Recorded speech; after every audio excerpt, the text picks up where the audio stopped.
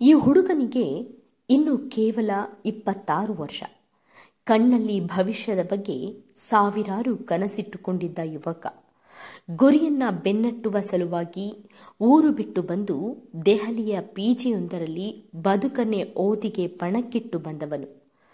ಐಎಎಸ್ಗಾಗಿ ಭರ್ಜರಿ ತಯಾರಿ ನಡೆಸಿದ್ದ. ಸ್ಟಡಿ ಸ್ಟೇಷನ್ ಅನ್ನೋದು ಮುಗಿದ ಮೇಲೆ ತಾನು ವಾಸವಿದ್ದ ಸೌತ್ ಪಟೇಲ್ ನಗರದ ಪಿಜಿಯಿಂದ ಕೂಗಳತೆ ದೂರದಲ್ಲಿದ್ದ ಲೈಬ್ರರಿಗೆ ಹೋಗಿ ಮತ್ತೆ ತನ್ನ ಅಧ್ಯಯನವನ್ನ ಮುಂದುವರಿಸುತ್ತಿದ್ದ. ವಿಧಿಗೆ ಅದ್ಯಾಕೆ ಹೊಟ್ಟೆ ಕಿಚ್ಚು ಬಂತೋ ಗೊತ್ತಿಲ್ಲ.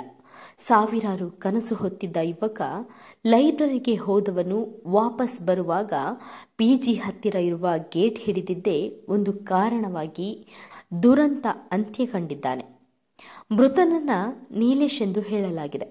ಈತ ಈ ಬಾರಿಯ ಯುಪಿಎಸ್ಸಿ ಪರೀಕ್ಷೆಗೆಂದು ತಯಾರಿ ಮಾಡಿಕೊಳ್ಳಲು ದೆಹಲಿಗೆ ಬಂದಿದ್ದ. ಮೂಲತಃ ಉತ್ತರ ಪ್ರದೇಶದ ಘಾಜಿಪುರದವನು. ಬೆಂಗಳೂರಿನ ಐಐಎಸ್ಸಿಯಲ್ಲಿ ಸಿವಿಲ್ ಇಂಜಿನಿಯರಿಂಗ್ ಮುಗಿಸಿದ್ದ ಹುಡುಗ. ಐಎಎಸ್ ಅಧಿಕಾರಿಯಾಗಬೇಕು ಅನ್ನೋ ಕನಸು ಕಟ್ಟಿಕೊಂಡಿದ್ದ.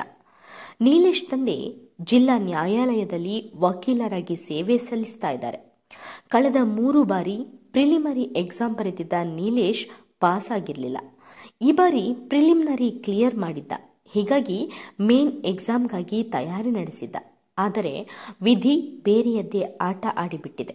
ಪಿಜಿ ಬಳಿ ವಿದ್ಯುತ್ ಶಾಕ್ ತಗಲಿ ಒದ್ದಾಡುತ್ತಿದ್ದವನನ್ನ ಕಾಪಾಡಲು ಆತನ ಸ್ನೇಹಿತರು ಪ್ರಯತ್ನಪಟ್ಟಿದ್ದಾರೆ. ಆದರೆ